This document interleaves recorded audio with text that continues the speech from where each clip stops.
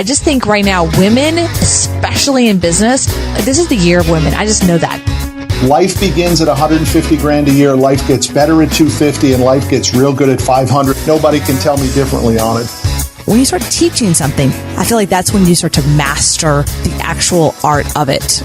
You and I, when we publish a book, we can go toe to toe with any of the New York trade publishers, any of the big time authors, and we get to compete in that marketplace and then let the market decide whether our stuff is good.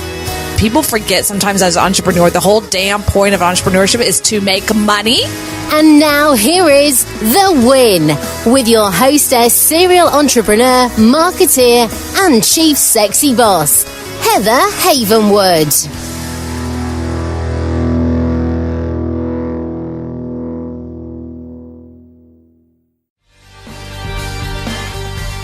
Have you ever wanted to stop the 9-to-5 grind and start your own company? Do you want to have more control of your income and your time? Then now is that moment to start and grow a successful business. As a female entrepreneur, I have succeeded. I have bit the dust. I have bounced back to growth and prosperity. But this would not have been possible without first taking the leap and owning my own business. But I didn't do it alone. I hired my first business coach 13 years ago. And now I help small businesses, solo practitioners, and professionals double their income and triple their time off. So let me help you too. My gift to you today is a free one-on-one strategy session. So go to coachwithheather.com, coachwithheather.com, and let me help you double your income and triple your time off.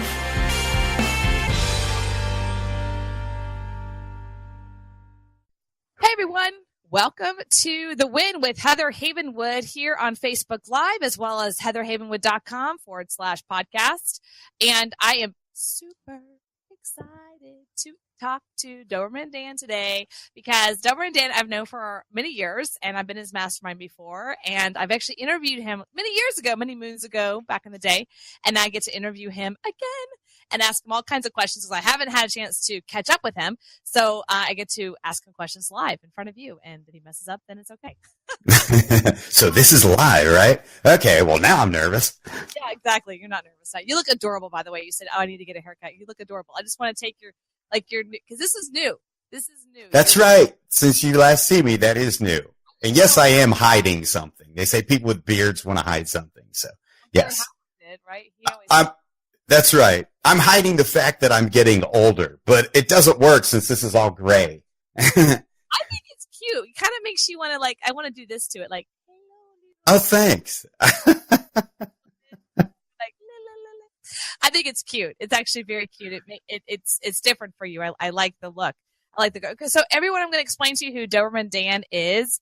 You're like, who is this dude? Doberman Dan is at dobermandan.com. Doberman Dan helps entrepreneurs create extraordinary lives. He's a 30-year serial veteran, direct response copywriter, and 2-time best-selling author. He started several info product businesses and 4 different nutritional supplement businesses at the same time. He is regularly hired to write sales copy for some of the most successful direct response marketers and publishers in the world. He's also recently hired by a $1 billion a year direct response marketing company to help launch a brand new supplement division.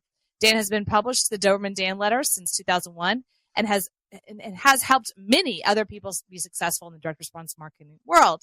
So welcome.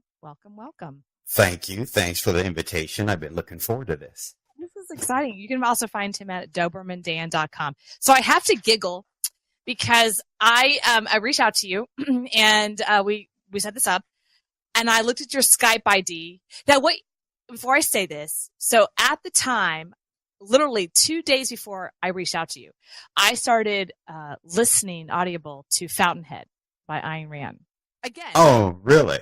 Second time in my life, but it'd been many years. And I thought, yeah, this is a good time for me to do this. I'm going through a ton of changes in my life.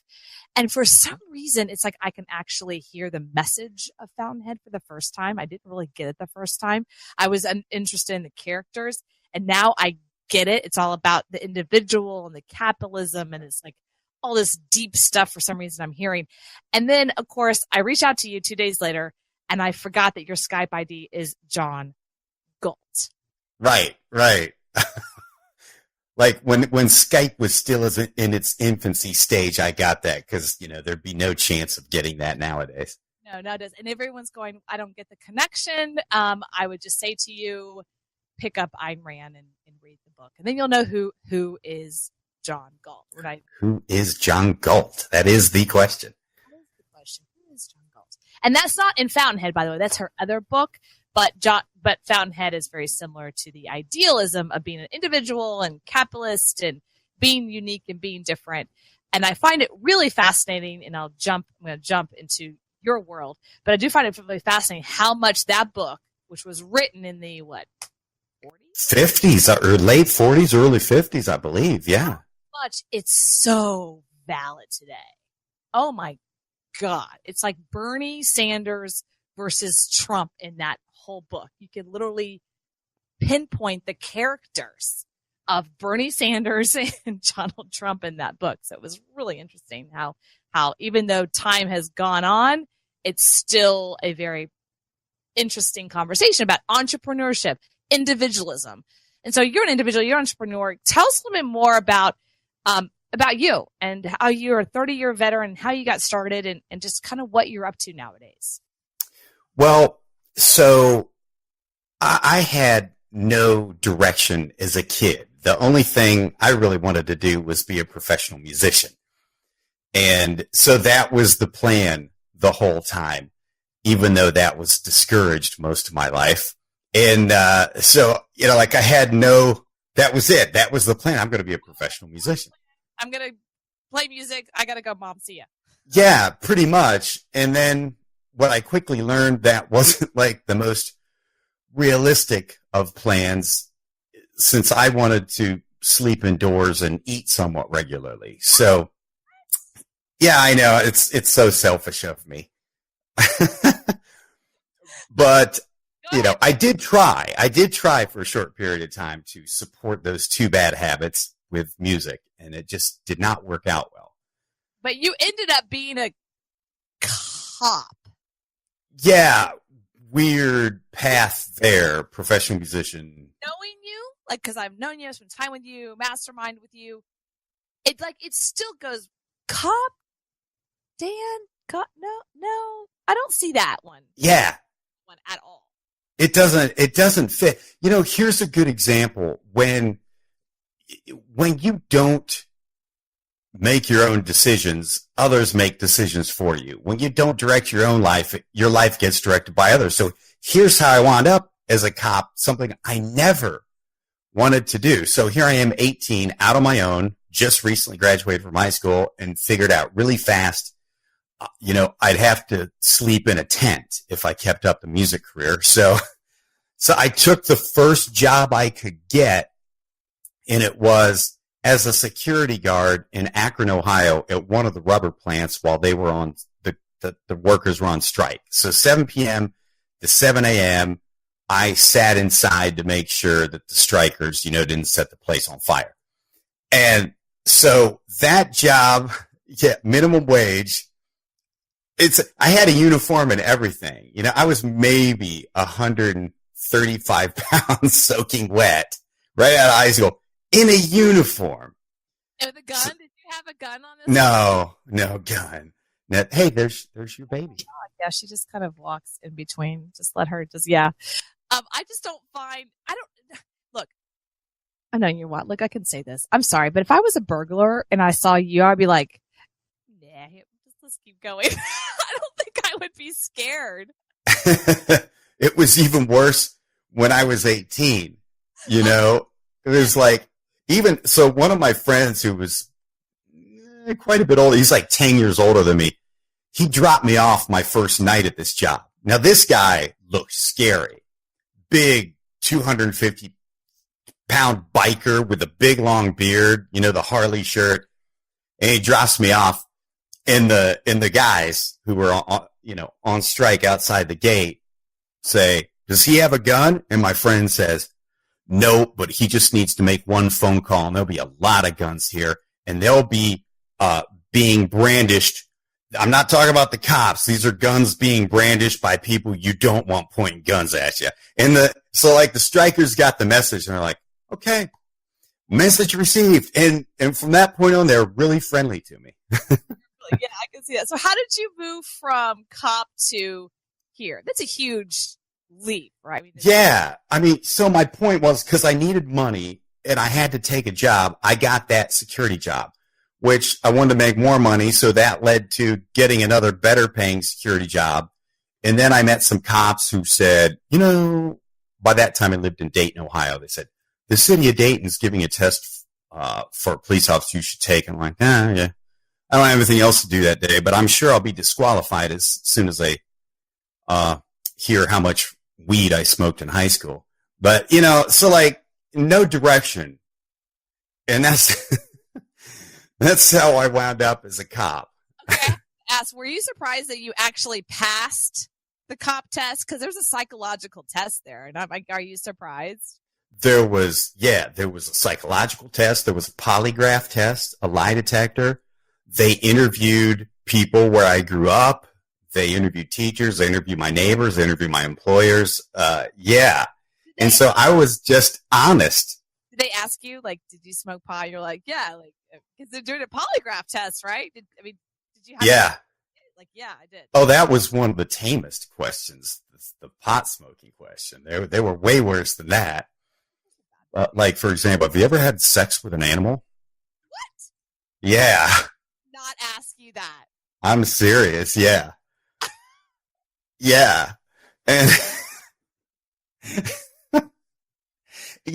I've always been somewhat of a smartass, and I had actually, because I was warned about these questions, and I'd already come up with some really smart-ass answers.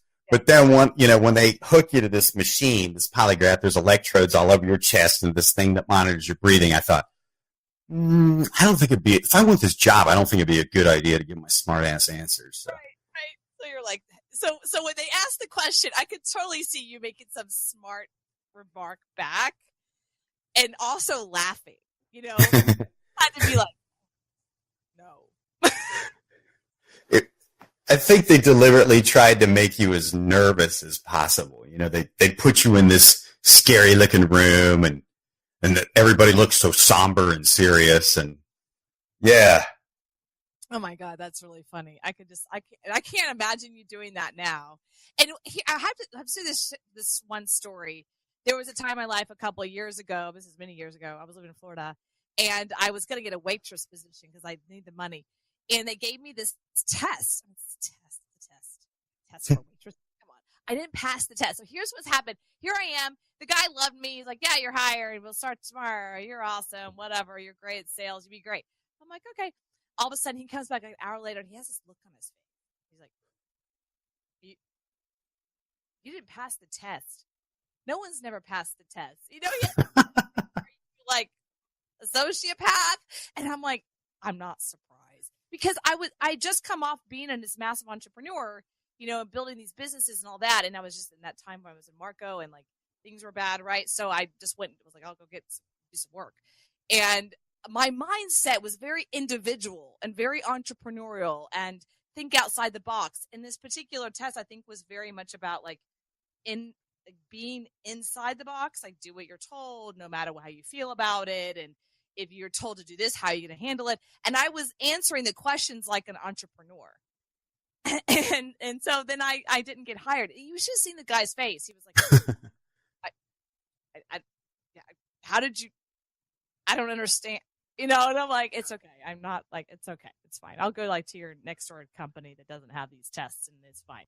So, and then I was only there for 2 or 3 months because I am an entrepreneur. I started to look for hey, your systems are all wrong here. You guys can make more money in the structure of the systems, and you're a hostess. I'm like, yeah, but still, you guys can totally miss out on thousands of dollars every single night. They're like, yeah, you're gone.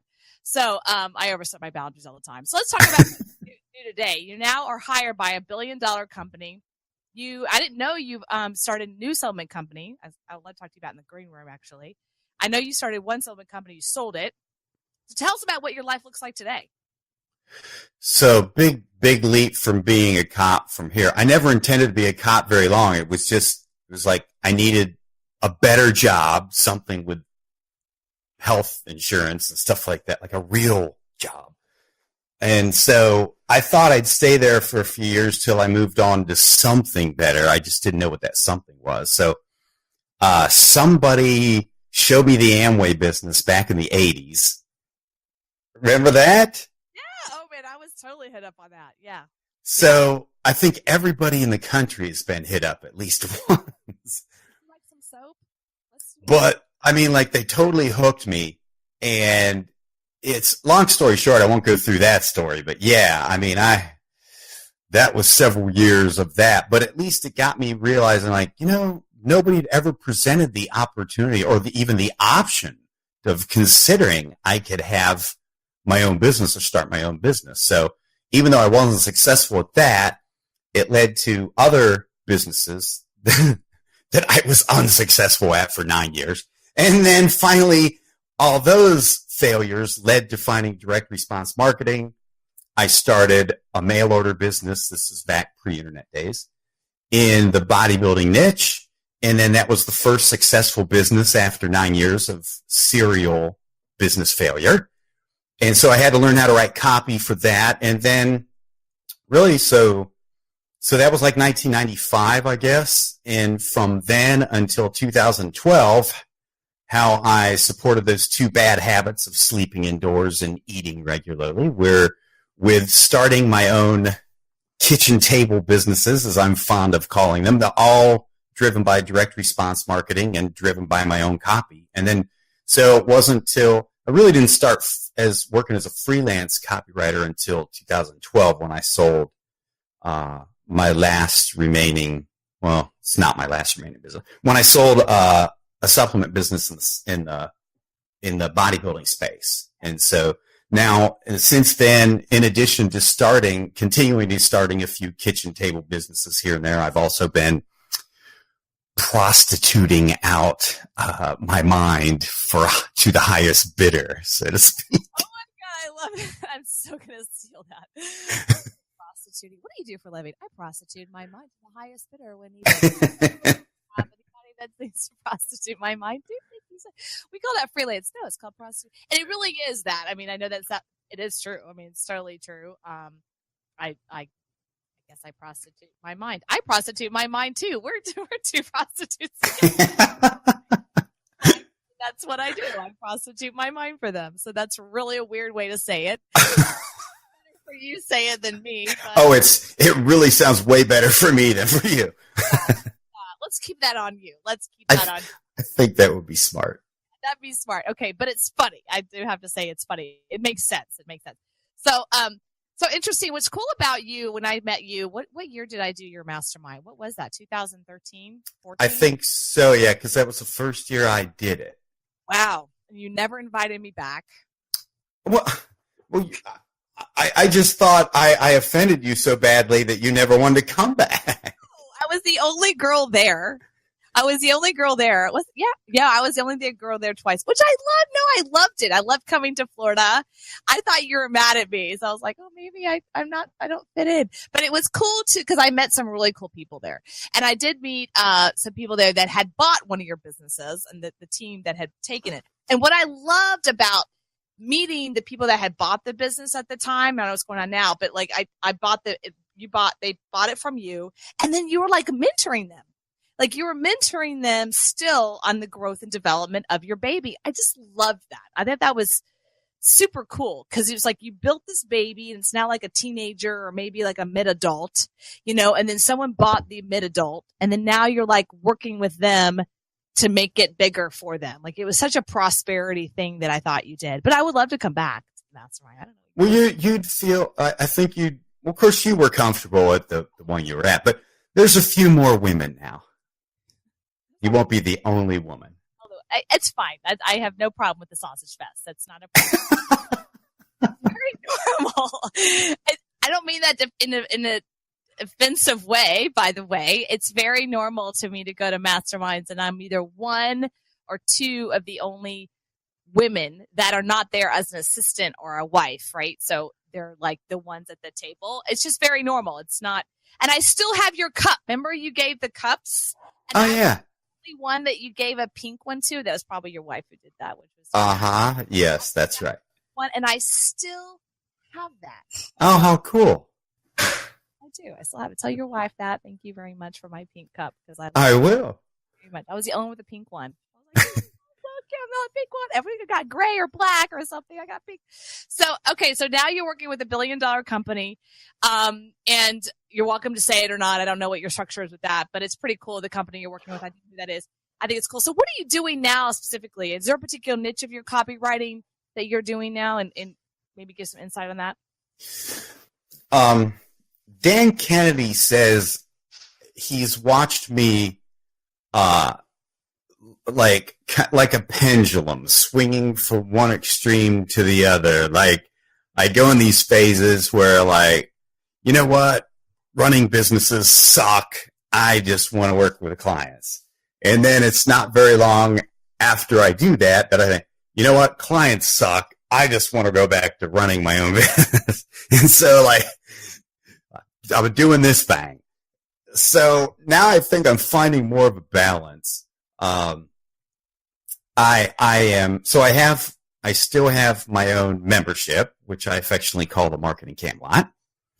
And here's a case, the cobbler's kids have no shoes. I've never had a real front end for that, Heather. It's just been. Yeah, you have it. That's right. It's like whoever finds me by pure dumb luck, you know, they either hear about me from somebody or just pure dumb luck SEO. For some reason, they stumble upon one of my old blog posts or something. And then they opt into my list and then they get pitched the Marketing Camelot and daily emails. That's been it. Well, finally, I've got an actual real front end for that coming out. So I'm going to start treating that like a real business. Finally. You're treating it like a real child, like a real business. So by the way, the pendulum thing going on, I have to say I completely relate to that. I relate to that a lot. I think a lot of entrepreneurs relate to that. Yeah, that's typical entrepreneurial ADD, I think. And what? So you said you found the balance, Zen Master. Tell us how have you maybe give us some insight of that balance you found. Well, I think I've found it. Talk to me in 6 months, and I'll probably be a different story. Where's that with it now? Are you like balancing between owning your own business again and client work, or like kind of what are you doing there? Well, so it wasn't that long ago. So I was coaching some people on my system for starting a supplement business. And the first group that went through that, a bunch of those guys launched and were doing really well right off the bat. And I thought, I haven't done this for a while. Have I still got it? So I launched my own supplement business again, even though I said I wasn't going to go back into that business, but I launched one again. And then I started having all the issues that reminded me why I wanted out of it, like inventory issues and like, okay, well, hey, if I place this order for inventory today, it'll time perfectly. So I won't have back orders or stuff like that. And then, you call place the order and they're like, hey, we got a raw material issue and it'll be 16 weeks before you're like, oh my God, now I remember. So I created this business that was successful and I immediately sold it.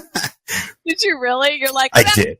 Here you go. That's interesting. I did. And so now the balance, at least for now, is I'm focusing on my membership, the Marketing Camelot. And then I have like 2 clients, and one of them just giving me a standing invitation. Agora Financial, they told me they don't work with freelancers anymore. They have all in-house guys or all on contract guys, but they gave me a standing invitation like, hey, any of our stuff that you want to write for, just let us know and you've got a gig. So I've got them, and I've got one other supplement company that has me on retainer. And that's it. So I don't think I've gone extreme in the client work, and I still have my own business. So it feels like a balance. Yeah, it feels like a nice balance. That's interesting. So I remember I talked to you about 3 years ago, and 2.5 years ago I started my supplement company, and with Dawn, and we're in the process right now. I'm of releasing that business to him and seeing what that looks like. But we built it up pretty well. It was about a 1.5 million. So a lot of that I think had to do with my training with you. And I still have your letters. In fact, they're right here. You can't see them, but they're like right here. All your letters of cool. Doberman Dan letters. And I still read them. The cool thing about your work and your writings is that it's very timeless. And that's one thing I think that you taught me is that copywriting is timeless. We haven't changed that much. In fact, I think you taught me that specifically. We haven't changed that much as human beings. Technology has altered, and obviously we have things now like Facebook Live, and all this is kind of cool. But at the end of the day, human beings haven't altered that much. Why we buy, why we don't buy. And someone who's not only launched one supplement company, then helped other people launch other supplement companies, and then relaunched one and then sold it, and all that. Do you find that hasn't changed still, even in that one niche of supplement companies? You would think it's saturated, but in that niche of supplement companies, supplement world, I mean, it's a big world, by the way. Do you find that it is saturated at this point, or do you find that the triggers of why people buy and don't buy haven't changed that much? It sure doesn't seem like it has changed much at all.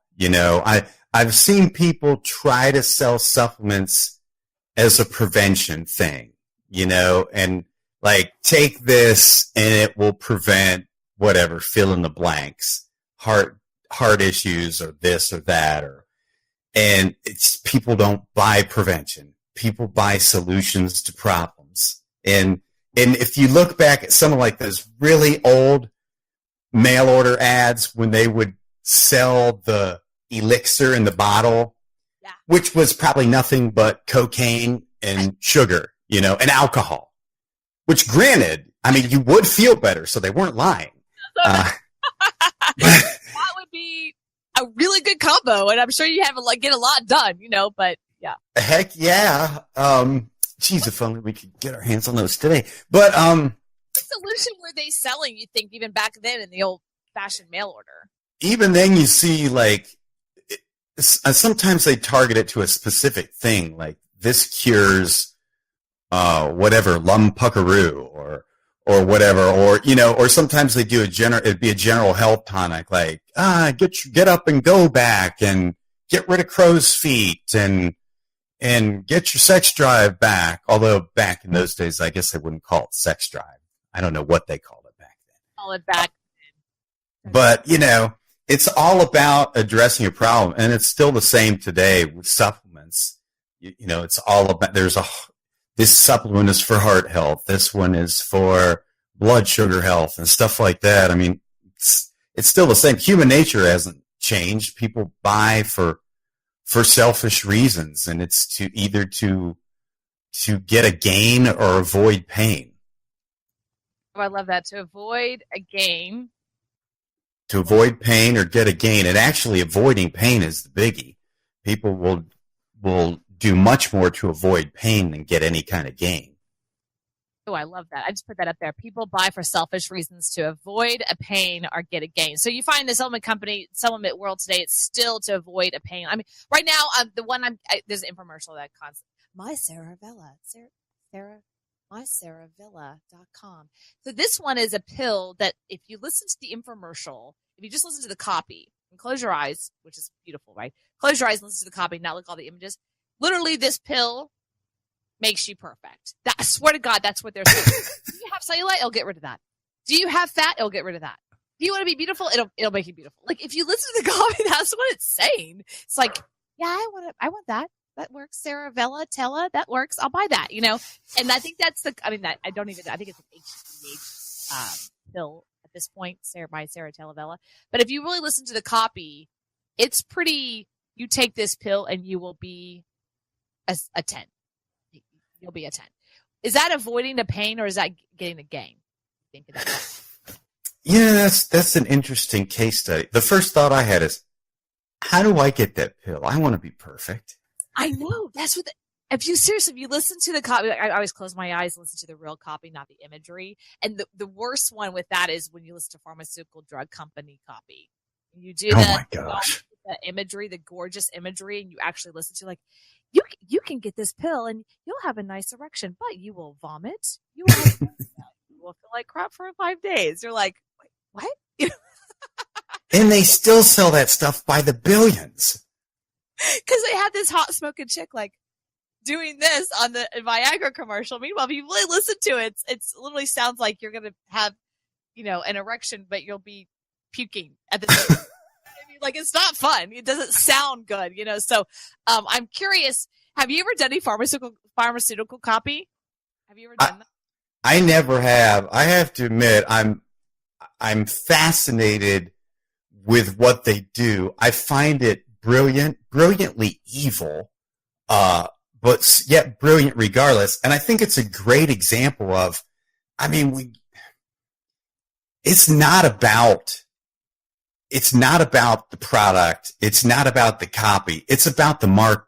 It's all about the market. When you really know your market and their biggest hot button issue, all that stuff is like secondary. The fact that they can sell a boner pills or Viagra or Cialis with copy that says, there's a hot chick, and it basically implies, hey, you old geezer, you're going to be able to do women like this, and, you're going to be a stallion in the bedroom.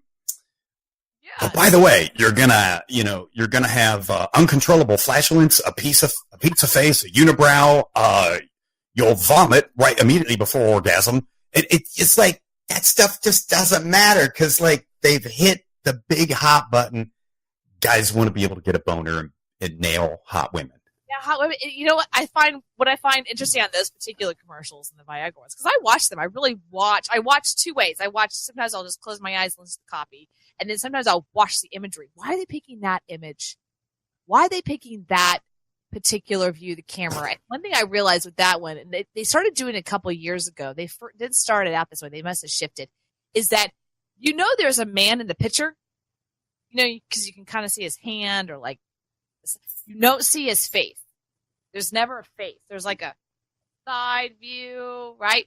You always see the woman's face. The camera's always on the woman and she's looking at some random person, but there's no guy. And so I think that's an imagery thing of like, they want to visualize themselves there. You know what I mean? Versus actually seeing the guy's face, like whatever the guy was. That's interesting. I never noticed that. She'd be on the bed, and a guy walks in because you'll see like person walking in, but you only see like the chest down, like like you'll never see his face. You never see his face. Gray hair, you can tell it's older, but you don't really see his body. You don't really see his face, so it's kind of like, oh, that could be me. They like portray that. I need to pay more attention to that. I hadn't picked up on that. Even though I'm a visual person, I think, like, when it comes to copy, I sometimes get stuck in a box and just focus on the words and less on the visual images. But that's really a good observation. It is. The other one is some diabetic medication. I don't know, but it's a woman. They chose a black woman as the main person. And then she's walking through life, but life isn't real. It's all faceless people, all her friends. Like she's having lunch with a friend, but it's a cartoon and there's no face. She's like, hi, and she's the only one with the face. Everyone else is faceless. And it's really, if you think about the psychology of that, it's really interesting.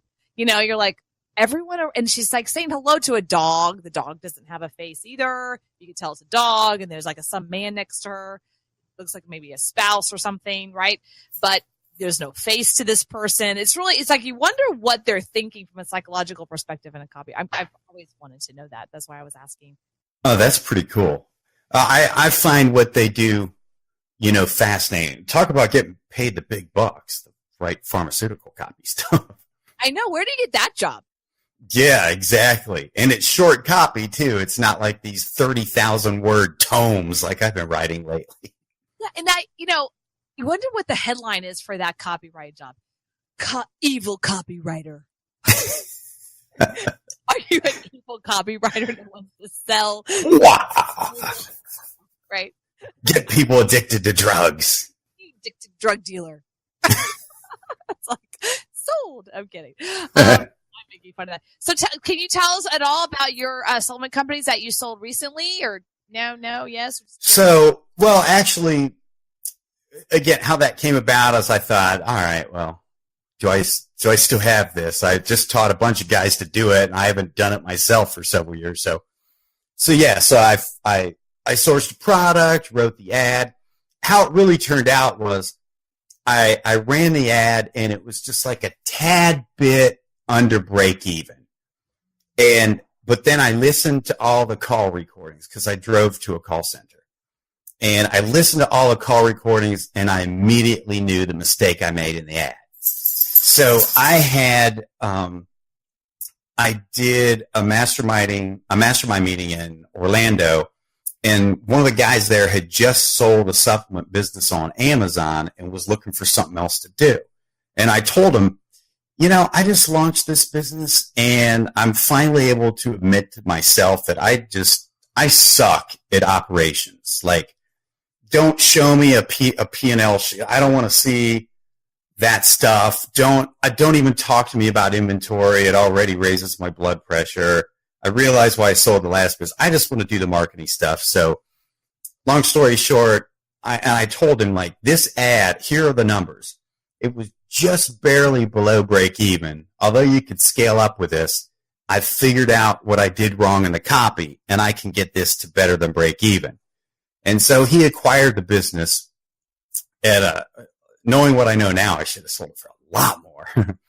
But part of the deal was I would fix the ad, and I did fix the ad, and he ran it initially in newspapers and got a 3-point-something MER, which stands for media efficiency ratio. So that's return on ad spend, which means he was profitable right from the get-go. He's profitable on the front end. Yeah, that's really hard to do. So he's since... Hold on. So let me just explain what he just said for people who are like, what the hell did he just say? So he ran an ad, and he barely broke even. So it's like you spend, let's say I don't know what you spend, but let's say someone spends $4,000 on media, they barely make $4,000 back. So that's called breaking even. In the world of copy, that's not bad. It's like, but you have to make at least a 1 or 2x to be able to then do it again, right? So as long as if you have a good back end, then you can do the break even all day long, and your back end is fine. So then what he did is he fixed the copy based on feedback of the customer, which is brilliant. And then he pushed the copy again in a different medium. It's a different medium or a medium. And whoever the new owner was, let's say they spent $5,000, then they got 3.5 return on the investment, which is huge. That's pretty unheard of, actually. And how's it doing today? Do you know? So he did a test in direct mail, and it brought back 5x to cold lists in direct mail. So yeah, so he's pretty darn happy, and I'm as happy for him as can be, because my thought was, I should have kept that business and just hired somebody to manage all the operation stuff. But, woulda, shoulda, coulda. That's what I've done throughout my entire entrepreneurial career. Something I learned in the supplement company that I'm in the process of uncollapsing now is that the piece that I really enjoyed to do of it, which is we're talking about, what you like to do. I like the marketing, but I like the operation. Do you really? Yeah. Like here's what I found I'm good at. I'm on copy.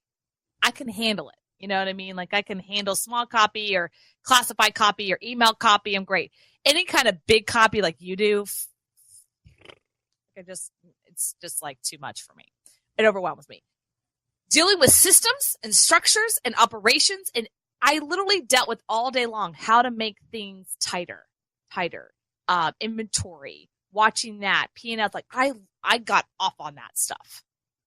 That's what I loved to do. And unfortunately, we didn't have the money, or we didn't have the money. We just didn't put the money into copywriting. So our copywriting was, it was, It wasn't like great, but we were also weren't doing cold traffic either. So that was fine. We were kind of doing a warm list to that. But yeah, I really realized what I loved. I loved dealing with the Amazon stuff. I loved dealing with I dealt with the manufacturer. I dealt with the systems, the structures, making sure the customer relations part was, I loved that part. I loved managing the team ongoingly. Like I watched the hum of the business every day. That's what I loved to do.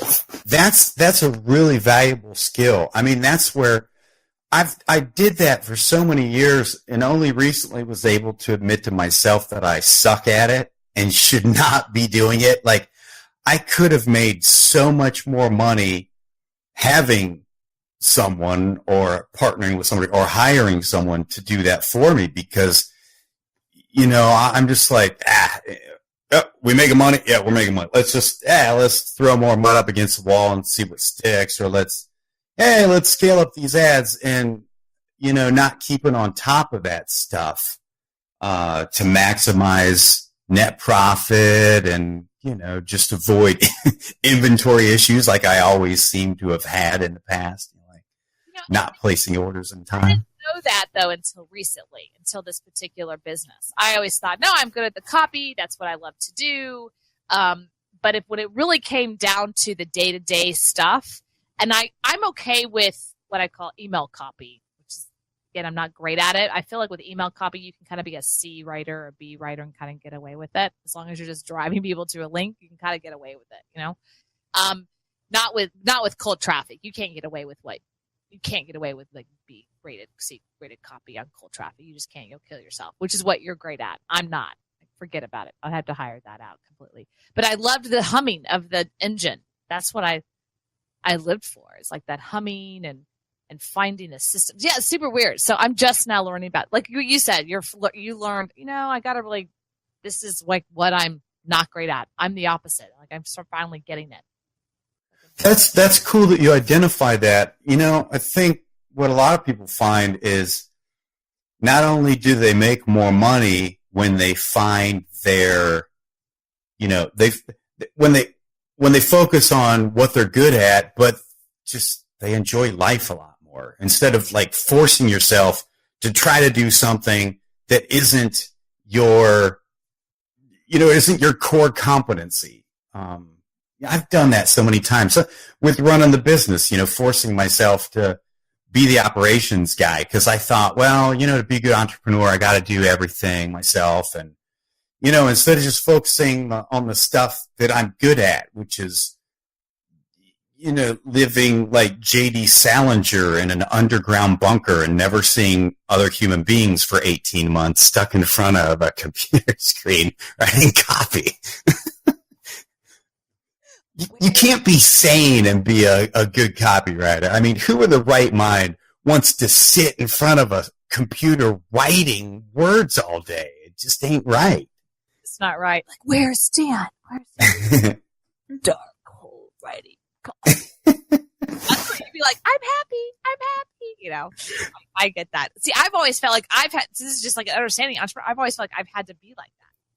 Like I have to be like that. And I've found myself that the more I try to be like that, I get depressed because I'm not connecting with other people. Yeah, I could totally see that for you because, I mean, you're such an extrovert. And most copywriters, even though I play an extrovert on TV, I am a big-time introvert. Like I am in my element when I'm alone. Or just with the dog. He's sleeping in his little bed right over here. But like, I'm comfortable then, and that energizes me. Even though I do it a lot, I'm uncomfortable with connecting with people and being in groups and speaking in front of people and stuff like that. That seriously sucks energy out of me. Whereas an extrovert's complete opposite, where, making yourself sit down in front of a computer and write copy if you're an extrovert is just torture. Yeah, it is. I've read a lot of books too and feel like, how do you do that? And I never want to tell my little secret. My little secret is like, I never write a book. I always speak a book. Yeah, that's smart. Hell no, I can't. I mean, I'll write the description. and I'll write the summary. Those are the only things I'll write. Everything else is I record it, and then it gets transcribed, and then someone else edits it, makes it pretty, and then I kind of like, I watch that editing process. I'll edit my own work, and then that's it. Because it drives me nuts. In fact, I'm right now in the middle of the launch of a book, and my the guy I'm working with, he's like, "Will you freaking edit your book?" And I'm like, "Oh, it makes me tired." I'm like, "I don't want to." It's like he's like, "It's your own book." I'm like, I have to go swimming. I don't really do that. I bet it does, because it's like those are not things that an extrovert should be doing. I mean, your strong points are connecting with people, being the music producer model, you know? I'm the producer of the record label. Yeah. You're the person who hires the insane people that want to be copywriter. You put the whole deal together. So you hire the Rolling Stones and the recording engineer and, you know, and all those guys, the people who press the records onto vinyl. No, I'm seriously dating myself. That's exactly what I'm going. But you're a bit, yes. But I noticed I remember when my first mastermind with you, we were afterwards in Orlando at the Disney, where we were at Disney, and we all hung out afterwards.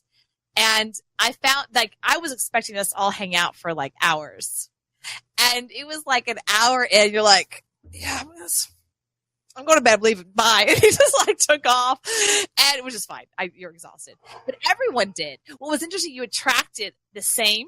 So everyone was like, yeah, it's like 8. Yeah. I'll be going to bed in an hour. Yeah. And like, I'm out. I'm like, okay, like, y'all want a cocktail? Y'all want to like hang out? So it was interesting. You attracted the same people, which I absolutely loved. I'm actually introvert, extrovert.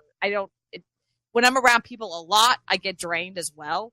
But just sitting there writing like what you do, I respect so much what you do, Doberman Dan, because of who you are, what you do, and how you're able just to sit there with the copy and like literally create on words. That's pretty brilliant. So I just wanted to, acknowledge that. You're pretty awesome. So thanks. You're welcome. I'm going to wrap it up here.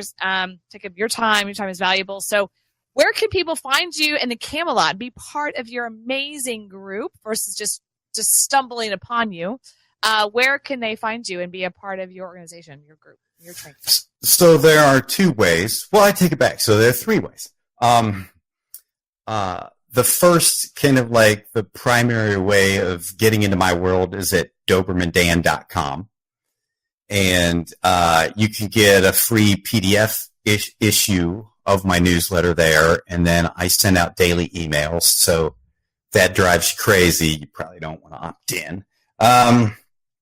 And then also I do a weekly podcast. That's called Off the Chain with Doberman Dan. Thank you. And it's on iTunes, or you can also find it at offthechainshow.com. And then if anybody wants information about my membership, the Marketing Camelot, that's at marketingcamelot.com. And I appreciate you allowing me to promote those. Oh, yeah. Marketing Camelot. Is it CAM? CAMELOT. Marketing Camelot, all one word. There you go. Marketingcamelot.com. Go check it out. As well as DobermanDan.com and his podcast, which I think I'm going to be on here in the next couple of months. Yeah, we're set up here to record in another week or so, or a couple weeks, I guess. Off the Chain, Doberman Dan. Off the Chain, Doberman Dan. On iTunes. Check that out. And so DobermanDan.com as well as MarketingCamelot.com. Thank you so much for being here and just sharing your experiences, and also just catching us up with what Doberman Dan is up to. And I appreciate you very much. All right, everyone, this is Heather Havenwood. Check me out at heatherhavenwood.com. Are you frustrated by the weight you can't lose? One sneaky ingredient goes by 61 different names and isn't required on food labels, but it could be causing those stubborn pounds to stay stuck. That extra weight is not your fault. A new report, The Hidden Culprit Sabotaging Your Weight Loss, is available now at heatherscleanliver.com. Reveals this ingredient and how it's preventing you from losing weight. If you're struggling and you want to break free from dieting misery, visit heatherscleanliver.com heatherscleanliver.com right away and get your free report. It's an eye-opener. What you don't know could be hurting you. The extra weight is not your fault. Visit heatherscleanliver.com. Thank you for listening to The Win with Heather Havenwood. Interested in coaching with Heather? Go to heatherhavenwood.com and sign up for a business discovery consultation. Here is your free gift for listening. Get 3 audio chapters of Heather's book, Sexy Boss, How Women Empowerment is Changing the Rulebook, when you text the word sexy to 72000. Again, text the word sexy, that is SEXY, to 72000 and receive your 3 audiobook chapters. Number is good only in North America. This is a Sexy Boss Wrap. This podcast is a copyright of Havenwood Worldwide, LLC.